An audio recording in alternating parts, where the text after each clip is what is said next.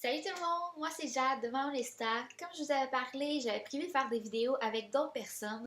Donc aujourd'hui, je présente Cyrine Thomas, qui est une travailleuse sociale, et ça va être une petite entrevue, puis on va discuter de l'anxiété. Premièrement, est-ce que tu pourrais nous dire un petit peu qui tu es, ce que tu fais, juste te présenter un petit peu? Oui, ben c'est ça, tu m'as nommé, mon nom c'est Céline Thomas, je suis travailleuse sociale de formation et je souffre également d'anxiété. Parce que nous, les travailleurs sociaux, les gens qui travaillent dans le domaine de la santé mentale, on n'est pas nécessairement à l'abri de... Non. Vraiment pas, on n'est pas à l'abri de tout ce qui est le stress qu'on peut vivre dans la société au quotidien. Donc, on peut être affecté de différentes façons, soit par la dépression, soit par l'anxiété. Moi, personnellement, c'est définitivement l'anxiété. Alors, j'ai le plaisir de travailler et d'avoir des outils que parfois, j'ai pas toujours la capacité de les appliquer, de me les appliquer à moi-même. Alors, parfois, moi aussi, je dois aller consulter, je dois aller chercher de l'aide pour justement arriver à mieux gérer mon anxiété de façon efficace. C'est ça, exact. Donc, si tu avais à nous décrire un petit peu, selon toi, c'est quoi l'anxiété? Ben, comme je l'ai dit, je ne suis pas une experte. Mais une chose est sûre, c'est que pour moi, l'anxiété, au niveau de mes connaissances, c'est intrinsèquement relié à la peur. Toutefois, quand on a peur de quelque chose, ça peut être une peur réaliste, puis parfois, ben, c'est une peur irréaliste. Je vais te donner des exemples. Si on a un ours qui est assis avec nous, hein, ben, c'est sûr et certain que ça se peut, puis ce serait tout à fait légitime d'avoir peur de l'ours, hein, parce qu'on ne connaît pas ses réactions et tout ça. Puis c'est un animal sauvage. Donc, ce serait réaliste qu'on prenne nos jambes à nos coups, puis qu'on s'enfuit. Quand on a une peur concrète qui est reliée à un événement, à quelque chose de concret comme ça reste de l'ordre de la peur. Quand on a des peurs qui sont alimentées par nos craintes, puis qui ne sont pas réalistes nécessairement, la peur de la maladie, la peur de perdre nos moyens, la peur de tomber sans connaissance, la peur de faire une crise, la peur de parler en public, la peur de se retrouver dans une foule, il y a tellement de peurs, peurs, puis de tellement de phobies différentes. Qu'on pourrait passer toute une liste, puis on aurait bien de la misère à toutes les notes. Quand on est dans l'anticipation, qu'on craint qu'il arrive quelque chose, puis qu'on est convaincu qu'on ne sera pas capable de passer à travers cette difficulté-là, c'est là qu'on développe parfois des comportements d'évitement. Justement, c'est qu'on va éviter de se retrouver dans une situation où est-ce que justement on aurait à faire face à une foule, où on aurait à se retrouver dans un endroit clos. Puis avec toutes ces peurs-là, ben, il vient des symptômes physiques. Parce que la peur, c'est vraiment une émotion qui, même historiquement, hein, je veux dire, quand on regarde dans le temps, quand on voyait un ours, quand on voyait un danger quelconque, ben, qu'est-ce qui arrivait? Ben, il fallait réagir, puis prendre nos jambes à nos coups, courir, bon, tout ça. Mais l'anxiété, c'est un peu la même chose. Dans le fond, le corps réagit comme s'il y avait vraiment un danger réel. Alors que dans les faits, c'est juste nous qui le voit le danger, mais il n'y en a même pas de danger réel nécessairement. On est dans les scénarios catastrophes. Dans le fond, la partie de peur dans le cerveau analyse pas vraiment si le danger existe réellement. Il réagit simplement. C'est ça, tu as tout compris. Exactement. Fait que là, ça nous amène différents symptômes physiques. Ça va être l'adrénaline. Oui. Justement pour courir, tandis que le danger n'est pas réellement là. Oui, effectivement. Encore là, les fameux symptômes peuvent être de l'ordre du cœur qui débat, les sueurs froides, les tremblements. Puis c'est causé par l'adrénaline, ça. Oui, effectivement. Effectivement, il y a l'hyperventilation. L'hyperventilation va augmenter tous ces symptômes-là qu'on parle. Puis parfois, il y a des phénomènes de dépersonnalisation. C'est comme si on est là puis on n'est pas là en même temps. C'est comme si on n'avait pas totalement le contrôle de notre corps. Ça peut arriver aussi. Il y a plein de symptômes qui peuvent varier d'une personne à l'autre. C'est vraiment pas... Fait qu'il faut prendre le temps de bien regarder qu'est-ce qui nous fait peur, dans quelles circonstances on a peur. Quand on parle de techniques de gestion de crise, gestion de l'anxiété, on trouve souvent des informations par rapport aux techniques de respiration.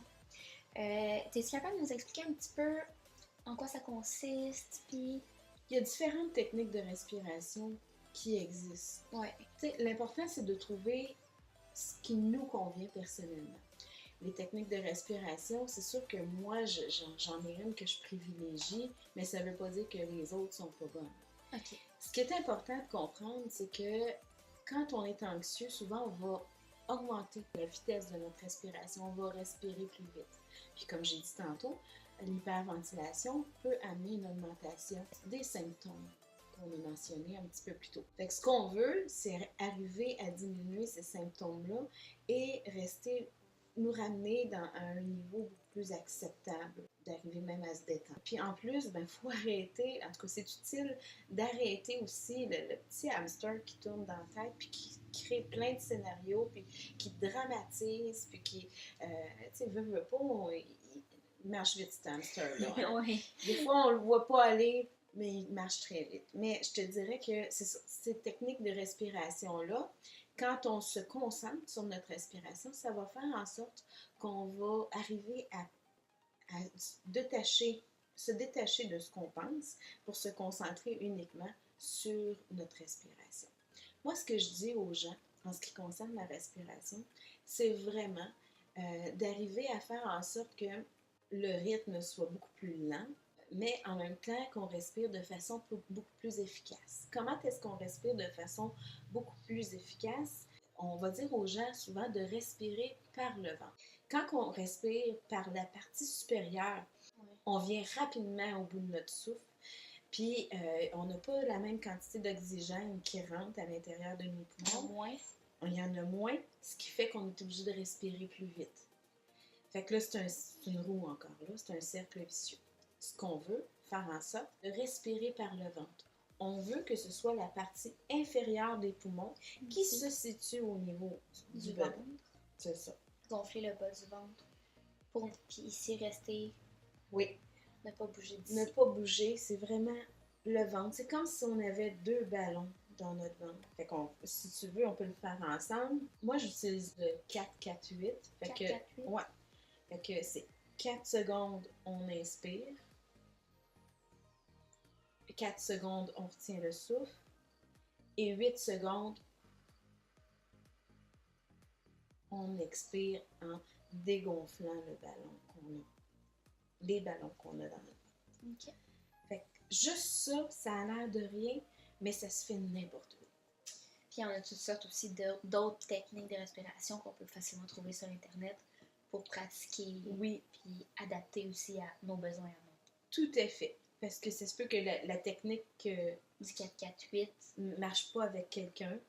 Okay. Puis qu'avec moi ça marche, mais avec quelqu'un d'autre ça marche pas. Donc on entend aussi des fois parler de techniques de relaxation musculaire. Je sais pas trop c'est quoi exactement, mais je trouve ça vraiment intéressant. Peux-tu nous en parler un peu? Oui, encore là, je suis pas une experte. Oh, c'est parfait. C'est pas grave. C'est juste. C'est surtout pour avoir plus d'informations parce que t'es pas une experte, mais t'as un petit peu plus de connaissances que moi, par exemple. Puis, comme que j'ai déjà expliqué aux gens, c'est vraiment pour apporter d'autres points de vue puis d'autres connaissances à certaines personnes qui n'ont peut-être pas cette expérience-là. OK.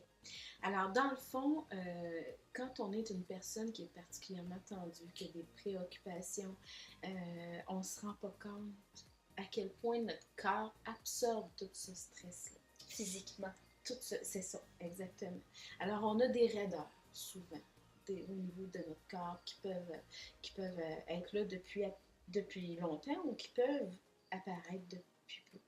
Le but, c'est de prendre un peu conscience de où est-ce qu'ils sont ces tensions-là, puis arriver à diminuer ces tensions, ces raideurs-là. Fait que dans la méthode que tu parles, souvent, ce qu'on va faire, c'est étendu. Puis la personne qui va pratiquer cette méthode-là, dans le fond, va volontairement forcer. Oui, pour arriver à augmenter la tension et ensuite relâcher la tension. J'arrive à détendre, là, tranquillement, je vais sentir tout le relâchement qui se fait. Fait qu'on peut le faire partout dans notre corps, ça. Pour sentir cette relaxation-là, puis Oui, et encore. enlever le stress. Oui, et encore là, débarquer de tout ce qui se passe dans notre tête. Parce que tout te passe là. Oui. Oui, personnellement, je fais beaucoup d'insomnie souvent. Et ça fait des années que j'en fais. Puis c'est surtout à ces moments-là que je ressens plus le stress. Puis il faut que je fasse attention. Moi, j'utilise beaucoup la technique de respiration pour pouvoir m'endormir parce que sinon, mon cerveau n'arrête jamais. Fait que c'est ça. Tu décris bien. Tu décris vraiment très bien. Puis, c'est vraiment... C'est ça, il faut se trouver des moyens pour faire en sorte qu'on puisse lâcher prise, développer le lâcher prise, puis aussi travailler la confiance en soi. La confiance qu'on va être capable de traverser nos difficultés, que les autres aussi vont être capables de traverser leurs propres difficultés. La confiance en soi, c'est quelque chose qu'on travaille toute notre vie. Alors, c'est jamais perdu, mais... Je trouve aussi que la confiance en soi, personnellement, je trouve que c'est un petit peu plus difficile. On traverse plus de difficultés quand on est une personne anxieuse avec, justement, tout ce qui se passe dans le cerveau qu'une personne qui ne vit pas d'anxiété. Donc, je trouve que c'est un travail un petit peu plus difficile. Ça, c'est à cause des distorsions cognitives qu'on a. Les distorsions cognitives, c'est un peu nos pensées pièges qu'on entretient dans notre petite tête et qui nous met en échec. Dans tous les cas, ça nous ramène souvent la peur de l'échec, la peur de ne pas être capable de traverser, la peur de... Tu sais, ça nous ramène à l'échec, ces distorsions-là, plutôt que d'entretenir la pensée positive. Comme par exemple, si on ne réussit pas à faire quelque chose parfaitement, on l'a juste échoué. Oui, effectivement, sauf que c'est pas la réalité. Non. Mais c'est facile de le dire quand on est à l'extérieur, mais quand on le vit dedans, on est vraiment convaincu que, bon, on a échoué ou fait que ça, puis c'est pas réaliste. On n'échoue jamais. Dans le fond, on apprend. On apprend, exactement. Comme par exemple, je vais apporter de l'expérience personnelle avec ce que tu dis. Le fait que quand je suis rentrée à l'université, j'ai eu beaucoup de misère à la longue parce que justement, c'était pas quelque chose que moi je voulais. C'était vraiment quelque chose que je faisais par principe, mais que à force d'avancer, j'ai juste fait une crise d'anxiété et je me suis rendu compte, j'étais pas en train d'échouer, j'étais en train d'apprendre que c'était pas ça que je voulais. C'est un excellent exemple ce que tu nommes là, parce que quand ça me parle beaucoup, moi, quand on est dans une situation où est-ce qu'on n'est pas bien, souvent ça va augmenter les symptômes d'anxiété. Ça vaut la peine de regarder dans notre vie nos zones d'inconfort, puis qu'est-ce que j'ai le goût de changer. Qu'est-ce qui ne me plaît pas. C'est facile d'en parler de façon détachée, mais quand on est dedans... C'est plus facile à dire qu'à faire. Exactement. Quand on vit l'anxiété. Oui. Ouais, ben c'est un travail personnel, puis c'est quelque chose qu'on travaille toute notre vie. J'embarquerai pas dans l'aspect de la médication parce que pour certaines personnes, c'est bon, pour d'autres personnes, ils vont y croire tout varie tout le temps. C'est ça, c'est vraiment très personnel à chacun. Moi, je pense cependant, quand on n'arrive plus à gérer les symptômes tout seul, c'est important de demander de l'aide. Peu importe de la façon. Oui, parce qu'on le sait, l'anxiété peut aussi entraîner une dépression. Ouais. À force d'être anxieux, ben, à un moment donné, c'est... J'avais une dernière question pour toi. Oui.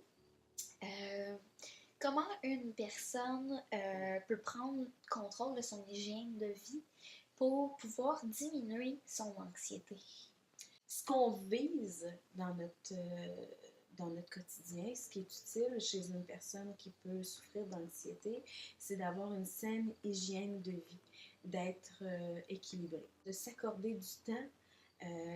Parce qu'il y en a qui vont toujours courir, travailler, essayer de tout prévoir d'avance, essayer de tout organiser, tout gérer, contrôler. Ça devient extrêmement exigeant. Fait que faut d'abord se regarder aller pour voir, OK, où est-ce que je pourrais Prendre le temps. Oui, prendre le temps, m'asseoir puis vivre le moment présent. Côté hygiène de vie, ben, il faut s'assurer d'avoir un sommeil réparateur. Hein, puis on n'a pas tous besoin du même nombre d'heures de sommeil. Moi, je peux avoir besoin de 8 heures, puis toi, tu peux avoir besoin de 10 heures, ou vice-versa. L'important, c'est d'arriver à dire, bon, ben moi, grosso modo, il faudrait que j'ai un minimum de, mettons, tant d'heures par nuit de sommeil pour pouvoir être reposée, puis avoir l'énergie pour faire mes journées. L'autre chose, c'est reconnaître nos priorités. Parce que des fois, l'anxiété fait qu'on veut tout faire, tout voir ce que tout le monde manque de rien. Puis là, S'occuper de tout le monde, sauf soi-même. oui, exactement. Fait que là, on s'oublie. Puis là, ben, quand on s'oublie, ben, le corps, à un moment donné, il réagit parce que je prends plus de temps pour moi. Alors, c'est important de prendre des bons moments pour soi. Ce qui est important aussi, c'est l'alimentation. Faire en sorte qu'on ait tous les nutriments qu'on a besoin et tout ça. Pas trop de sucre, pas trop de café, hein? C'est tout. Mais en même temps, c'est sûr que, tu sais, je pense qu'il faut pas exagérer non plus. Non. Je pense, oui, t'as raison, il faut faire preuve de souplesse. Comme on peut pas tout contrôler. En même temps, je trouve que si on essaie de justement s'empêcher de trop, ça met beaucoup de pression d'un certain sens. Oui, ben on embarque dans la rigidité. Puis la rigidité, c'est pas mieux. C'est pas mieux, ça amène aussi de l'anxiété. Il faut de l'équilibre, une certaine souplesse, mais en même temps s'assurer que on a de l'équilibre dans notre vie, qu'on va avoir du temps pour soi, du temps pour notre travail, du temps pour nos amis, du temps pour toutes nos choses qu'on a besoin. Puis que si finalement on n'arrive pas à tout faire, c'est pas grave. C'est pas grave. C'est ça, exactement. Donc, dans le fond, en principe, dans toutes les sphères de l'hygiène de vie, c'est vraiment d'essayer d'avoir un équilibre entre la rigidité et le lâcher-prise. Oui, tout à fait. C'est important de pouvoir compter sur quelqu'un aussi, de pouvoir se confier à cette personne-là. Quelqu'un qui va être capable de ne pas juger. Mettre de l'humour là-dedans, apprendre à rire de soi, pas se ridiculiser parce que je veux pas je veux qu'on ait une bonne confiance en soi, puis une bonne estime de soi, mais au moins savoir rire de soi, tu sais. Alors ça va nous aider à faire en sorte qu'on va pouvoir nous défaire des idées irréalistes. Merci pour le temps. Merci pour avoir accepté de faire la vidéo avec moi. Bien, ça me fait plaisir. Puis comme je tiens à rappeler, même psychologue, travailleur social, psychiatre, on n'est pas à l'abri de personne de difficultés au niveau de la santé mentale. Ça se peut que nous-mêmes, on ait besoin d'aller chercher de l'aide. Donc, merci d'avoir regardé cette vidéo. Je suis vraiment contente d'avoir pu filmer cette vidéo avec Céline, travailleuse sociale, qui nous rappelle que personne n'est à l'abri de ce genre de problème. Je vous invite à aller liker la vidéo si vous avez apprécié cette petite interview avec Céline et d'aller regarder mes autres vidéos que j'ai publiées sur la chaîne Mère Nesta. Sur ce, je vous dis à bientôt!